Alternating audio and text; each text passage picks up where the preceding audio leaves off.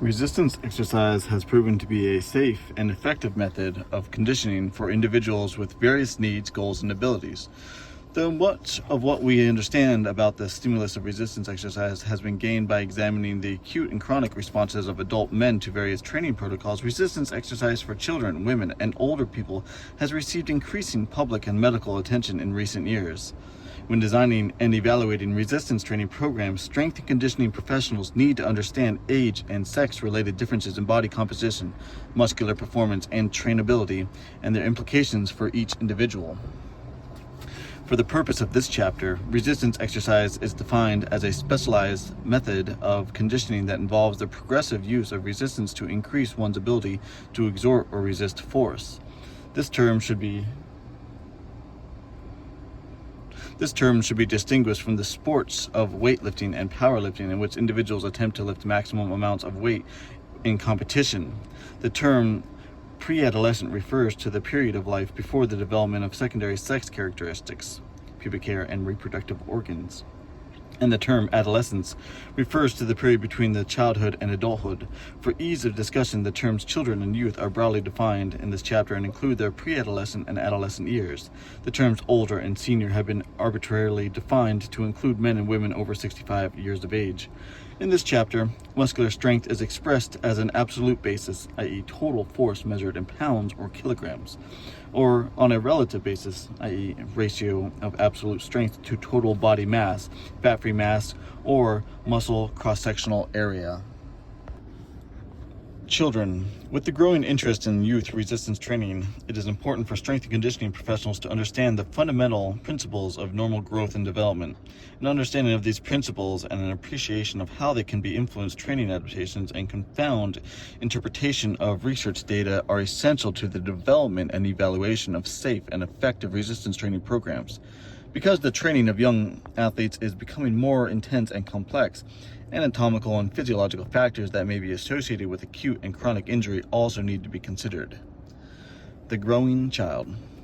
In this section, the terms growth, development, and maturation are used to describe changes that occur in the body throughout life. The terms growth refers to an increase in body size or a particular body part. Development describes the natural progression from prenatal life to adulthood. And maturation refers to the process of becoming mature and fully functional. Puberty refers to the period of time in which secondary sex characteristics develop and a child is transformed into a young adult.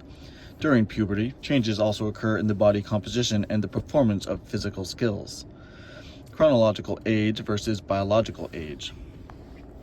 Because of considerable variation in the rates of growth and development, it is not particularly accurate to define a stage of maturation or development by the age in months or years, which is known as the chronological age. Children do not grow at a constant rate, and there are substantial inter-individual differences in physical development at any given chronological age. A group of 14-year-old children can have a height difference as great as 9 inches, 23 centimeters, and a weight difference up to 40 pounds, 18 kilograms. Furthermore, an 11-year-old girl may be taller and more physically skilled than an 11-year-old boy. These differences correspond to variations in the timing and magnitude of growth during puberty. The timing of puberty can vary from 8 to 13 in girls and 9 to 15 years in boys, with girls typically beginning puberty about 2 years before boys.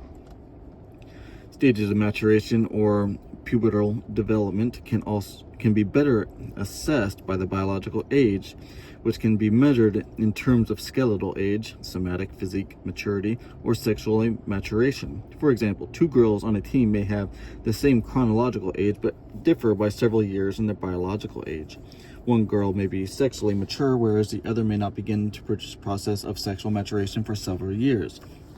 In girls, the onset of menstruation, menarche, is a marker of sexual maturation, where in boys, the closest indication of sexual maturity include the appearance of pubic hair, facial hair, and deepening of the voice.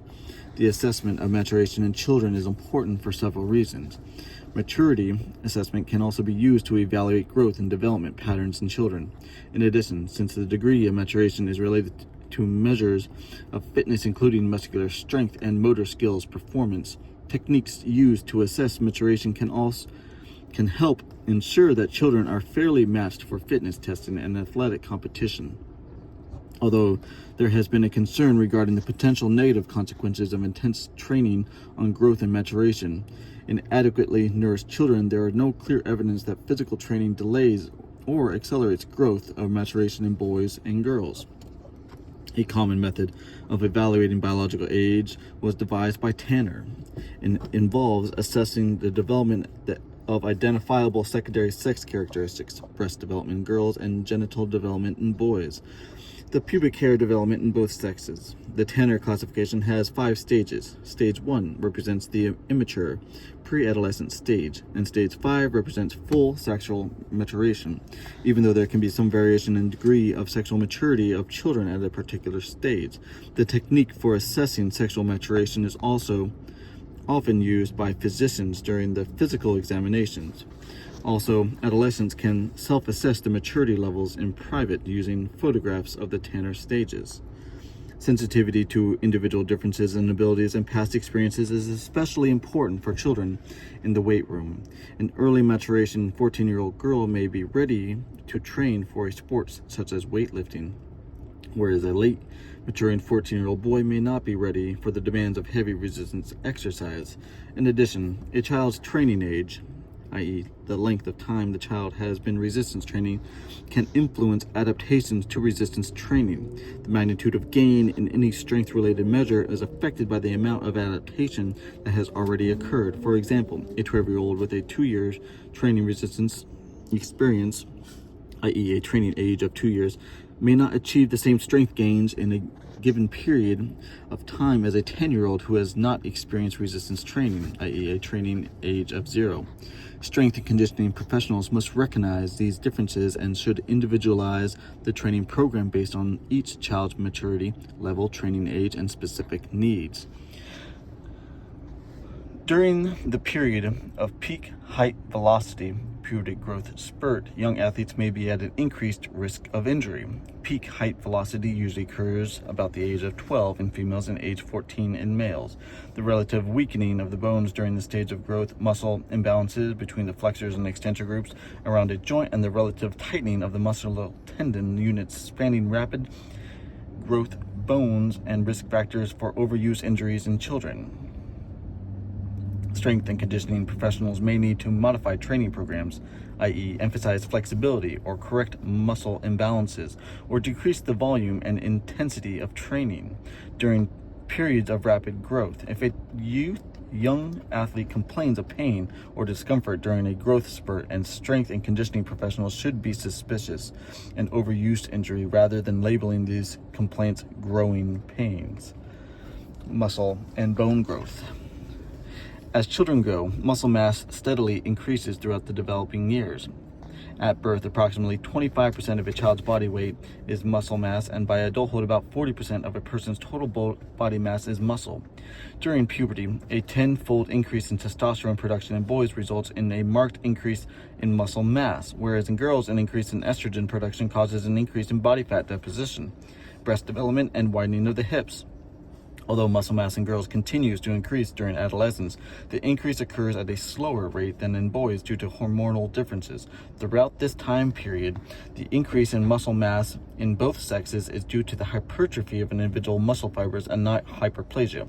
Peak muscle mass occurs between the ages of 16 and 20 years in females and 18 and 25 years in males, unless affected by resistance exercise, diet, or both. Bone formation occurs in the diaphysis of the central shaft of the long bone and in the growth cartilage, which is located at 3 sites in the child: the epiphyseal growth plate, joint surface, and the apophyseal insertions of muscle tendon units. When the epiphyseal plate becomes completely ossified, the long bones stop growing. Although bones typically begin to fuse during early adolescence, girls generally have achieved full bone maturity about 2 to 3 years before boys. Although the actual age varies considerably, most bones are fused by the early 20s. A particular concern in children is the vulnerability of the growth cartilage or to trauma and overuse. Injuries there may disrupt the bone's blood and nutrient supply and result in permanent growth disturbances. Trauma from falls or excessive repetition stress that may result in a ligament tear in an adult may produce an epiphyseal fracture in a child. Because the peak incidence of epiphyseal plate fractures in children occur about the time of peak height velocity, it seems that a pre-adolescent child may be less at risk for epiphyseal plate fracture than an adolescent child. It has been suggested that an epiphyseal plates of younger children may be stronger and more resistant to shearing type forces, which may be cause of injury in the growth cartilage. The potential for injury in the epiphyseal plate during resistance training is discussed later in this chapter.